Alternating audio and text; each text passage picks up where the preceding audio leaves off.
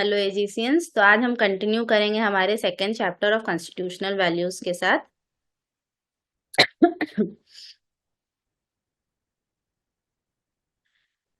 तो chapter 2 is the constitution of India and constitutionalism, constitutional values, justice, liberty, equality and fraternity. तो सबसे पहले जानते हैं कॉन्स्टिट्यूशन ऑफ इंडिया के बारे में, जो हमने लास्ट चैप्टर में भी किया है। The constitution of India is the supreme law of India. Supreme law of India क्यों? क्योंकि ये सबसे बड़ा लॉ है इंडिया में और इसके ऊपर कोई लॉ नहीं है। ओके। और ये अडॉप्ट कब किया गया था? 26 नवंबर 1949 को। बट इनैक्ट कब हुआ था? 26 जनवरी 1950। Okay. And it was divided into 25 parts, 448 articles and 12 schedules. All of the 3 points are very important. ठीक है। नेक्स्ट, अब हम कुछ एक्ट्स के बारे में जानेंगे। The first one is the government of India act 1858। तो यहाँ पे इस एक्ट में क्या हुआ था? Powers of the government were transferred from the East India Company to the British Crown. Okay. और यहाँ पे designation of the governor general was also changed to viceroy of India. ठीक है। The board of control and court of directors got abolished. क्यों abolish कर दिया गया? So that कि डबल गवर्नमेंट का जो सिस्टम था that comes to an end. Okay. Next, the Indian councils Act 1861। इसमें क्या हुआ था? Major changes were made to the governor general's council. उस टाइम के गवर्नर जनरल थे कौन? Lord Canning. ठीक है। And he introduced what? He introduced the portfolio system. 3 Indians were nominated to this council in the year 1862, which is very important. And what were their names? The first one was Raja of Banaras, then Maharaja of Patiala, and Sir Dinkar Rao. Okay. The act restored the legislative powers of the governor and councils of the presidencies of Madras and Bombay. The act कहाँ restore किया गया? In the council of the presidencies of Madras and Bombay. Next, the Indian Councils Act 1892. The Indian National Congress demanded for reforms in the British Indian administration. तो Indian National Congress ने demand किया था कि there should be reforms or changes in the British India administration. तो Lord Dufferin ने क्या किया? उन्होंने अग्री किया इस बात पे और उन्होंने एक कमिटी सेटअप किया। ठीक है। और क्या हुआ? ये एक्ट को इनैक्ट कर दिया गया। Okay, the act increased the number of additional or non-official members in the legislative council. So in the legislative council क्या हुआ? इस एक्ट के वजह से the number of additional or non-official members were increased. Okay. Next, the members were given the right to ask questions on the budget or matters of public interest but had to give notice for it. तो यहाँ के members का क्या right था? उनके पास right था कि वो questions पूछ सकते बजट पे या कोई भी पब्लिक मैटर पे, बट उन लोग को एक नोटिस देना पड़ेगा। ठीक है। Next, the principle of representation was initiated through this act. तो प्रिंसिपल ऑफ रिप्रेजेंटेशन जो था वो इस एक्ट के थ्रू इनिशिएट किया गया था और इसके वजह से क्या हुआ? Representative form of government was also introduced in modern India. Okay. Next, the government of India act 1919। तो इस एक्ट को पास करने के वजह से क्या हुआ? Double government was introduced. ठीक है। Double government was introduced with the passing of this act. The main purpose क्या था इस एक्ट को पास करने का? The main purpose was for local participation in the government. ठीक है। It establish a dual form of government with limited powers for the major provinces. जितने भी मेजर प्रोविंसेस थे इंडिया में, ठीक है, वहां पे डुअल फॉर्म ऑफ गवर्नमेंट को इंट्रोड्यूस किया गया। बट वहां पे एक चीज का प्रॉब्लम था कि वहां पे लिमिटेड पावर दिया गया था। Okay. The act establish the position of a higher commissioner with residence in London to represent India in the United Kingdom. Position of high commissioner दिया गया था, उनका रेसिडेंस था कहाँ पे? लंदन पे, और वो लंदन से रिप्रेजेंट करते थे इंडिया को। Okay. A bicameral legislature was set up with 2 houses. So there were 2 houses which were set up. The first one is Lok Sabha or Legislative Assembly. The second one was Rajya Sabha or Council of State. Okay. The act provided for the first time the establishment of a public service commission in India. इस act के पास होने से establish क्या किया गया? Public service commission in India. Okay, next, the government of India act 1935, provisions of the act was what? इस act की वजह से there was abolition of dual form of government, मतलब डुअल फॉर्म ऑफ गवर्नमेंट को abolish कर दिया गया और हटा दिया गया। There was establish of federation of India, federal का मतलब हमने लास्ट क्लास में समझा है।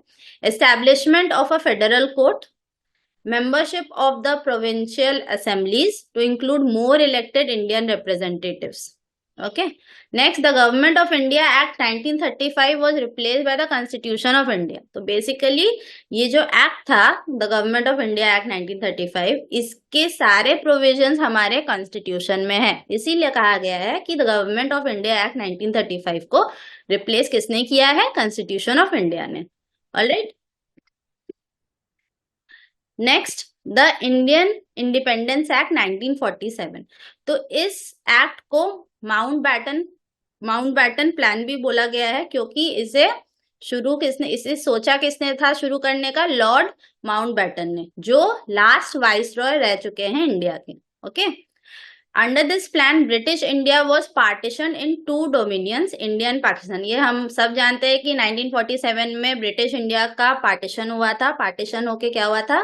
There were two countries which were made, the first one is India and the second one was Pakistan. Okay, on the midnight of 15th August 1947 the dominions of India and Pakistan came into existence. तो midnight मतलब रात को 12 बजे, on the midnight of 15th August 1947 India and Pakistan as a country were made.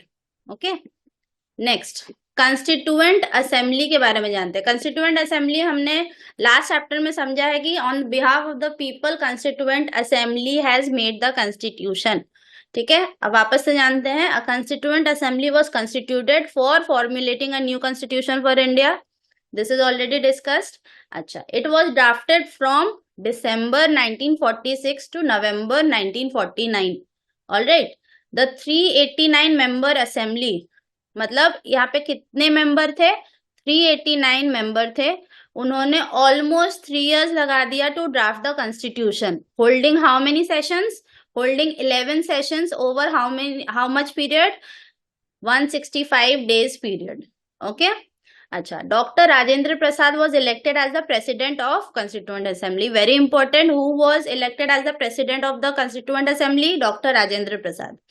The members of the Constituent Assembly were not selected purely on party basis, but were drawn from all walks of life and represented almost every section of the Indian population. तो Constituent Assembly के members merely मतलब सिर्फ party के basis पे नहीं चुने गए थे, उन्हें हर फील्ड के लोगों से बनाया गया था। Okay, next, objectives of framing the constitution of India. अच्छा, क्या ऑब्जेक्टिव था कॉन्स्टिट्यूशन ऑफ इंडिया बनाने के पीछे? Number 1 was to provide rule of law. To provide rule of law मतलब कि every citizen of India gets its right to exercise his right. Okay, but कोई भी सिटीजन लॉ के ऊपर नहीं है। Okay, next, to provide rights to citizens, it is completely understandable. Next, to provide independence of judiciary. To provide independence of judiciary का मतलब ये होता है कि यहाँ पे जितने भी कोर्ट्स है वो इंडिपेंडेंटली फैसला ले सकते हैं, चाहे वो गवर्नमेंट के अगेंस्ट ही क्यों ना हो। Okay, next, functions of constituent assembly. अच्छा, कंस्टिट्यूएंट असेंबली के फंक्शंस क्या है? Number 1 was to frame the constitution to ensure equal rights and opportunities for everyone. Constituent Assembly का मेन काम तो यही था कि वो फ्रेम करे कॉन्स्टिट्यूशन और ये मेक श्योर करे कि हर सिटीजन को इक्वल राइट्स मिल रहे हैं, इक्वल अपॉर्चुनिटीज मिल रहे हैं। Okay, now the constituent assembly adopted the national flag on July 22, 1947। तो कंस्टिट्यूएंट असेंबली ने क्या किया? उसने अडॉप्ट किया नेशनल फ्लैग को on July 22, 1947। Third one is enact laws. ये तो हमें पता है कि कंस्टिट्यूएंट असेंबली का काम लॉज इनैक्ट करना भी है।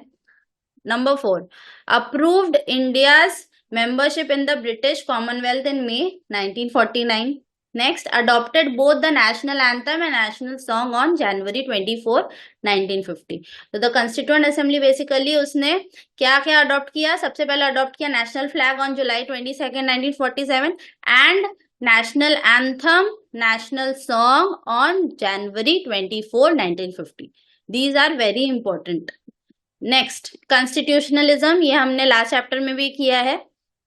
It refers to the act that defines that a country or state should be governed by specific rules or the ruling document. ये बेसिकली एक एक्ट है जिसे हम लोग को फॉलो करना पड़ेगा. Next, elements of constitutionalism. The first one is popular sovereignty. Popular sovereignty मतलब कि जितना भी जो भी प्रॉब्लम्स या कोई भी मैटर इंडिया में है वो इंडिया के लोग खुद सॉल्व करेंगे. There should be no external interference. Okay. Next, supremacy of the constitution and rule of law. This is also made understood कि कॉन्स्टिट्यूशन ही सबसे ऊपर माना गया है एंड रूल ऑफ लॉ मतलब कि आपको यहाँ के लोगों को इक्वल राइट्स, इक्वल अपॉर्चुनिटीज मिलेगा, बट कोई भी इंसान लॉ के ऊपर नहीं है. ठीक है. पॉलिटिकल डेमोक्रेसी मतलब यहाँ पे जैसे ही इंसान 18 या उसके ऊपर का होता है उसे राइट मिल जाता है वोट करने का, वो अपने हिसाब से अपनी गवर्नमेंट चुन सकती है. ठीक है. Representative limited government, separation of power. Now separation of power over here means कि यहाँ पे दो गवर्नमेंट है, एक यूनियन गवर्नमेंट, एक स्टेट गवर्नमेंट, जिसके बीच में पावर्स डिवाइड कर दिए गए हैं. Okay. Civilian control of the military force, police governed by law and judicial control, independent judiciary जो हमने पहले भी डिस्कस कर लिया है. नेक्स्ट, कॉन्स्टिट्यूशनलिज्म दो तरीके के होते हैं जो हमें समझना होगा. The first one is positive constitutionalism. Positive constitutionalism मतलब क्या होता है? उसके हिसाब से it requires the state to be seen in a welfare state. ठीक है. It ensures the wellbeing of the students, of its citizen. Sorry. Next, negative constitutionalism. Negative constitutionalism का मतलब होता है कि it requires the state not to be seen in a welfare state. Not to be seen in a welfare state मतलब वो नहीं चाहता है कि हमारा स्टेट वेलफेयर स्टेट में रहे या अच्छे स्टेट में रहे. Next, very important, a written constitution is no guarantee for constitutionalism. अच्छा, जैसे कि हमारा कॉन्स्टिट्यूशन हम जानते हैं कि वर्ल्ड का लेंथीएस्ट रिटन कॉन्स्टिट्यूशन है, वैसे ही नाजी जर्मनी के बारे में आपने सुना होगा कि वो कितने स्ट्रिक्ट थे. तो वहां पे भी उस कंट्री का भी एक कॉन्स्टिट्यूशन था. ठीक है. वेदर वो पॉजिटिव एस्पेक्ट था उसका या नेगेटिव एस्पेक्ट था उस पर बात नहीं करेंगे, बट वहां का भी एक कॉन्स्टिट्यूशन था. बट फायदा क्या हुआ? सिर्फ कॉन्स्टिट्यूशन के रहने से तो वहां पे सब कुछ ठीक नहीं था. वहां पे वही होता था जो वहां का डिक्टेटर चाहता था. इसीलिए कहा गया है, according to this case SR Chaudhary versus state of Punjab, कि the mere existence of a constitution by itself does not ensure constitutionalism. ठीक है. What is important is the political traditions of the people and its spirit and determination to work out its constitutional salvation through the chosen system of its political organization. जब तक एक चीज जानना होगा कि जब तक डेमोक्रेटिक पॉलिसीज और इंडिविजुअल राइट्स हम नहीं देते हैं अपने कंट्री में, तब तक कॉन्स्टिट्यूशनलिज्म रहेगा ही नहीं. सिर्फ कॉन्स्टिट्यूशन बना देने से नहीं होता, डेमोक्रेटिक पॉलिसीज बनाने होंगे, इंडिविजुअल को राइट्स देने होंगे, तभी जाके कॉन्स्टिट्यूशनलिज्म काम करेगा. Okay. Next, constitutionalism in India. Constitutionalism क्या है इंडिया में? The first one is a state by the constitution. Constitution, a state by the constitution का मतलब होता है कि कॉन्स्टिट्यूशन के वजह से एक स्टेट बनाया गया है और वो स्टेट को फॉलो करना पड़ेगा जो भी पॉलिसीज लॉज लिखा हुआ है कॉन्स्टिट्यूशन में. Okay. Next is due process of law. Due process of law का मतलब होता है कि सिर्फ लॉ बना देने से नहीं होगा, हमें ये चेक करना पड़ेगा कि वो लॉज किसी सिटीजन के राइट्स को हर्ट नहीं कर रहा है, वो and the law is made equal and just. Okay. मतलब इक्वल एंड जस्ट मतलब the law should be fair for everyone. Next is fundamental rights. Fundamental rights मतलब सब हर सिटीजन को फंडामेंटल राइट मिलना चाहिए। Fourth is written constitution. Constitution हमारा written है, ये पता है सबको। Fifth one is separation of powers. Now separation of powers मतलब there are two governments, both the governments are getting their different areas, different powers in order to avoid any conflict in the future. Okay, next coming to preamble of Indian Constitution, ये भी हमने किया है last chapter में। preamble का picture आप देख सकते हैं। preamble was made on 26th November 1949 but enacted on 26 January 1950। अच्छा, ये प्रियम्बल जो है, the constitution got amended only once. ये जो कॉन्स्टिट्यूशन ऑफ इंडिया है ये अभी तक सिर्फ एक बार ही अमेंड किया गया है। कौन से अमेंडमेंट से? 42nd अमेंडमेंट, जिसमें क्या हुआ था, सिर्फ 3 वर्ड्स ऐड किए गए थे। The first one was socialist, second is secular, third is integrity. Okay, next preamble का पर्पस क्या है, ये हमें जानना होगा कि प्रियम्बल का पर्पस क्या है। The first one is it discloses the source of the constitution. अच्छा, सोर्स ऑफ द कॉन्स्टिट्यूशन हमने डिस्कस किया था। सोर्स मतलब coming back to the preamble, can you see the picture?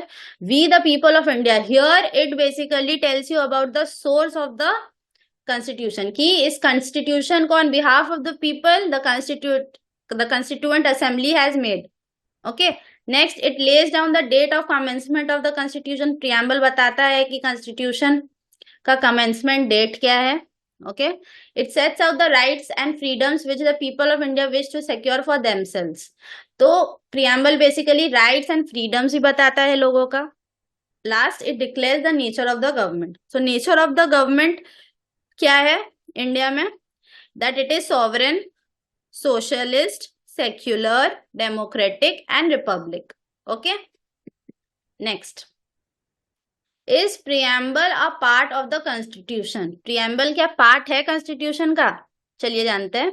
42nd amendment act 1976 after the judgment of the case Swanand Bharti case, it was accepted that preamble is a part of the constitution. तो हमें ये याद रखना होगा कि preamble is a part of the constitution. As a part of the constitution, preamble can be amended. The preamble can be amended under article 368. Very important, preamble can be amended under the article 368 of the constitution, but the basic structure of the preamble cannot be amended. तो हमें ये जानना होगा कि the preamble can be amended under article 368 but the basic structure cannot be amended. okay, next can the preamble of the constitution be amended? अभी just हमने किया कि article 368 के हिसाब से preamble can be amended but the basic structure of the preamble cannot be amended. all right, importance of the preamble. preamble का importance क्या है? The foundation of India's democracy were nurtured, guided and inspired by the values of freedom struggle. These values were embedded in the preamble of the Indian Constitution. तो जितने भी freedom struggle में जो भी guidance दिया गया है, वैल्यूज मिला हमें, उससे इंस्पायर होके प्रियम्बल लिखा गया है। ठीक है, all the articles in the Indian constitution are guided by the preamble of the Indian constitution. जितने भी आर्टिकल्स दिए गए हैं इंडियन कॉन्स्टिट्यूशन में, they are guided by preamble of the Indian constitution. Okay, it is important to understand what the constitution has to say about its own philosophy. This is understood from the preamble of the constitution. अगर हमें जानना है constitution के बारे में तो हमें जानना होगा उसके philosophy के बारे में, और उसका philosophy हमें कैसे पता चलेगा? After understanding the preamble of the constitution. All right, next. अच्छा, significance of the preamble. The first one is prelude or introduction to the constitutional laws. तो हम जानते हैं कि introduction of the constitutional law हमें पता चलता है पहले 3 वर्ड से। Next, meaning of the preamble. The primary aim of the preamble is to clarify the definition of certain fundamental terms and philosophy and lay out the specific details that must be defined. तो basically preamble का मतलब होता है preamble में basically it is made to clarify the definition of certain, मतलब कुछ कुछ fundamental terms and philosophy का डेफिनेशन को क्लैरिफाई करने के लिए लिखा हुआ है प्रियम्बल में। Okay, next, scope of the preamble. The key purpose of the preamble is to explain the concept and principles. तो basically scope of the preamble क्या है कि to explain the concept, and principles behind the constitutional laws. Okay, next is declaration. The preamble does not accord authority but provide the foundational basis for the constitution. It declares India as a sovereign, socialist, secular and democratic republic. If we go through the preamble of the constitution, हमें पता चलेगा कि ये basically declare कर रहा है India को as a sovereign, socialist, secular and democratic republic. ठीक है, citizens are entitled to what, citizens of our country, मतलब हमारे सिटीजन्स को क्या क्या मिलना चाहिए, they are entitled to justice, equality and liberty. ठीक है, एंड इट ऑल्सो प्रोमोट्स, मतलब प्रियम्बल ये भी प्रोमोट करता है अ सेंस ऑफ फ्रेटर्निटी, मतलब एक फीलिंग ऑफ भाईचारा। ठीक है, next, nature of Indian constitution. There are two natures. The first one is unitary, the second one is federal. ठीक है, अच्छा, फीचर्स ऑफ इंडियन कॉन्स्टिट्यूशन जान लेते हैं कि इंडियन कॉन्स्टिट्यूशन, सबसे पहली बात तो वो सबसे लेंथीएस्ट कॉन्स्टिट्यूशन है वर्ल्ड का। ठीक है, second is parliamentary form of government. Parliamentary form of government का मतलब होता है वो गवर्नमेंट जिसका जो एक पॉलिटिकल पार्टी का जितना मेंबर्स है, जिसको मैक्सिमम वोट मिला है। ठीक है, जो पॉलिटिकल पार्टी जिसको सबसे ज्यादा वोट मिला है in the parliament during an election is known as getting a parliamentary form of government. ठीक है, next is unique blend of rigidity and flexibility. Indian constitution can be amended but it is both rigid also and flexible also, it depends on the core areas where you are dealing. ठीक है, number 4 is fundamental rights. ये हमने जाना है कि Indian constitution fundamental rights देता है citizens को। Next is single citizenship. अगर आप सिटीजन्स है इंडिया के तो आपको किसी और देश का सिटीजन आप नहीं बन सकते हो, या अगर आप किसी और देश के सिटीजन हो तो आपको इंडियन सिटीजनशिप नहीं मिलने वाली, क्योंकि डुअल सिटीजनशिप का कोई कंसेप्ट इंडिया में प्रिवेल नहीं करता है। ठीक है, next is fundamental duties, separation of powers and secular state. Secular state मतलब कोई भेदभाव नहीं किया जाएगा आपको on the basis of your caste, creed, religion और जेंडर। ठीक है, next is federal features of Indian constitution. जानते हैं federal features of Indian constitution. The first one is written and rigid constitution. हमें पता है कि हमारा कॉन्स्टिट्यूशन रिटन है। रिजिड क्यों है? The rigidity specially desired by the federating subjects. Rigid इसीलिए है क्योंकि सो दैट कि जो भी रूलिंग गवर्नमेंट होगा वो इसमें कोई चेंजेस ना कर सके अपने हिसाब से, इसीलिए बोला गया है कि it is not flexible, it is rigid. ठीक है, next is supremacy of the constitution. Supremacy of the constitution का मतलब होता है कि कॉन्स्टिट्यूशन ही सबसे हाईएस्ट लॉ है और बाद बाकी सारे लॉज को फॉलो करने पड़ेंगे कॉन्स्टिट्यूशन। अगर वो फॉलो नहीं करते हैं तो क्या होगा, वो पर्टिकुलर लॉ को अबॉलिश कर दिया जाएगा।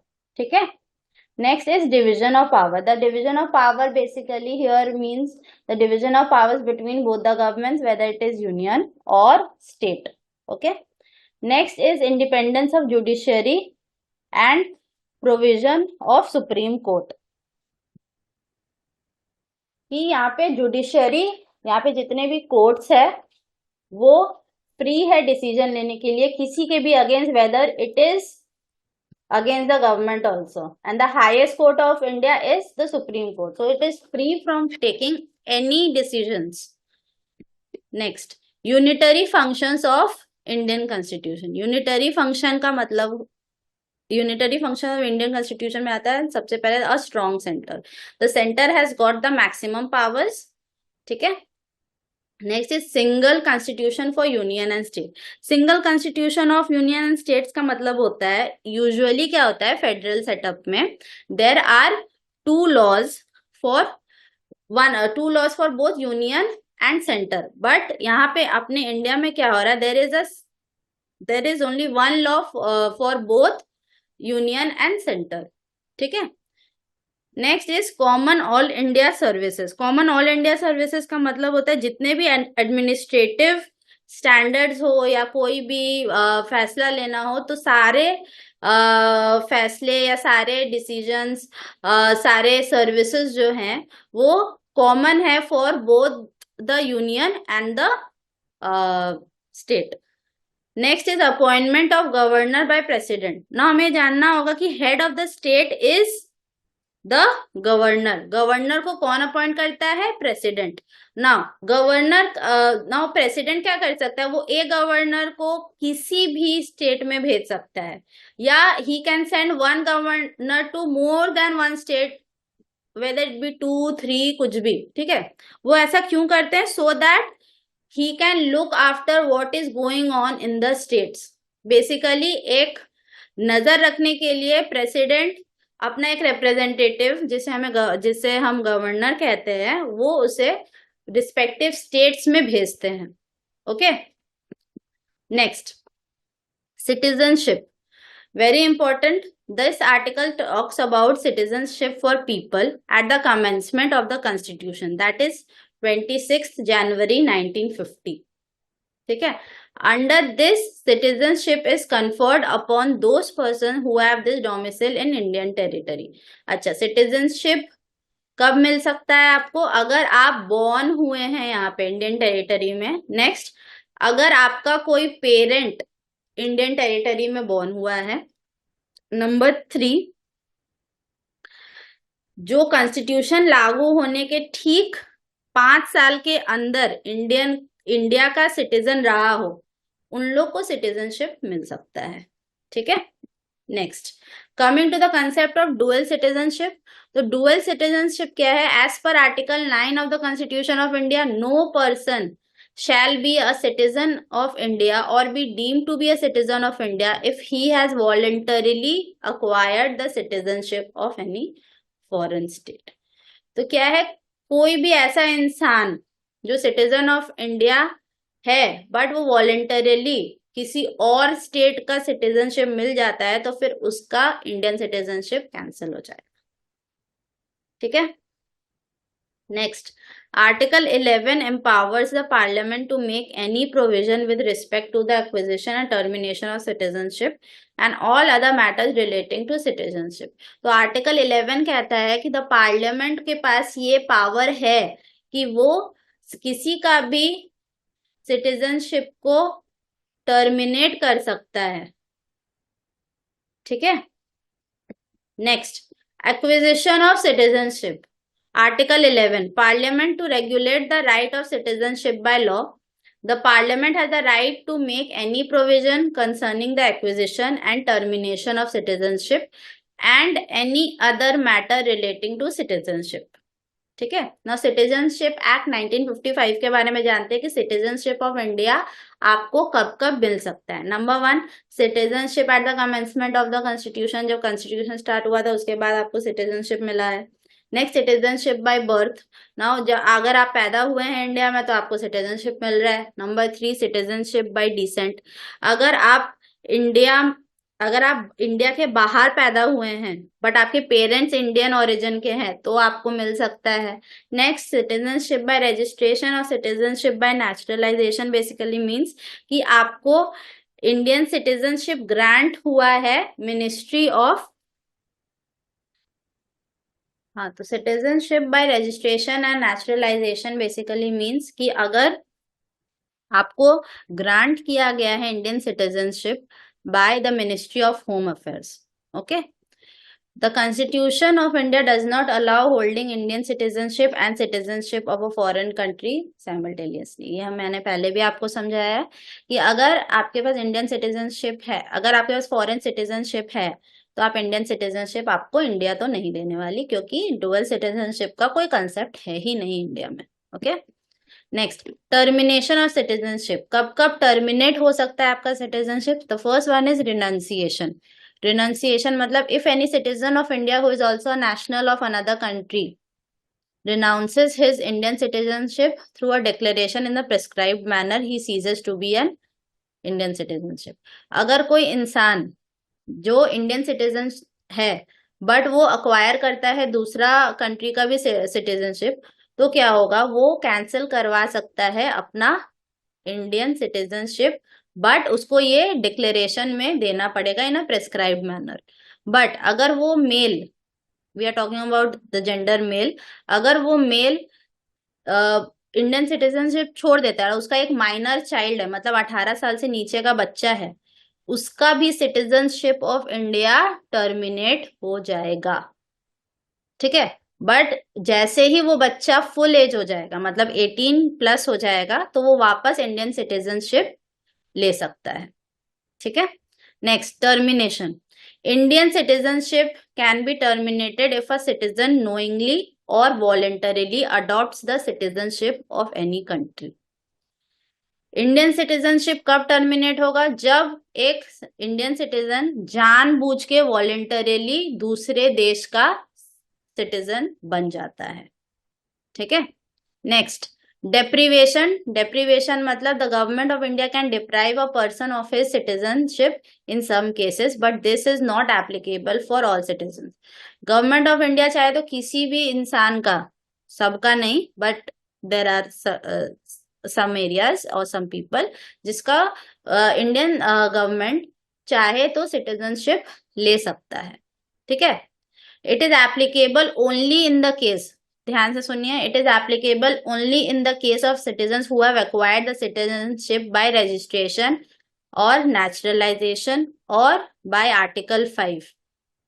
रजिस्ट्रेशन और नेचुरलाइजेशन में क्या हुआ था, आपको सिटीजनशिप कौन दे रही थी, मिनिस्ट्री ऑफ होम अफेयर्स. तो जिसको सिटीजनशिप इन केसेस में मिला है उनको गवर्नमेंट डिप्राइव कर सकती है उनके इंडियन सिटीजनशिप से. ठीक है. Next, state under the constitution of India. अच्छा, यहाँ पे term under article 12 the term state has been defined to include the government and parliament of India, the government and legislature of each of the states and all local or other authorities within the territory of India or under the control of the government of India. तो state को कैसे define किया गया, state वो है जिसमें government भी है एंड पार्लियामेंट ऑफ इंडिया भी है. ठीक है. Government and legislature of each state, her state में गवर्नमेंट है और लेजिस्लेचर है उसका, और सारे लोकल एंड अदर अथॉरिटीज भी है with in the territory of India and all of them are under the control of the government of India. इसे कहते हैं state. Okay, under article 12. Next, difference between state and government जानते हैं. The first basis is essential elements. State कौन है, state का 4 essential elements होता है. The first one is population, territory, government and sovereignty. और गवर्नमेंट क्या है, government is one of the elements of the state. ठीक है. Next, sovereignty. Sovereignty is the hallmark of the state and the state has sovereign ownership. Sovereign ownership मतलब तो आप जानते हैं कि कुछ भी all the internal matters in the state should be resolved within the state and there should be no external interference, है ना. Next, government. The government exercise power on behalf of the state. Yes, because on behalf of the people are doing what? People are electing representatives. That is the government, and government is doing what? They are exercising the power on behalf of the state. ठीक है. Next is territory. The state has jurisdiction over its territory and is bounded by border. तो state क्या है, उसका एक jurisdiction है, वो एक territory है और ये bounded है, ये surrounded है किससे, border से. The government has a responsibility to preserve, protect and defend the territory of the state.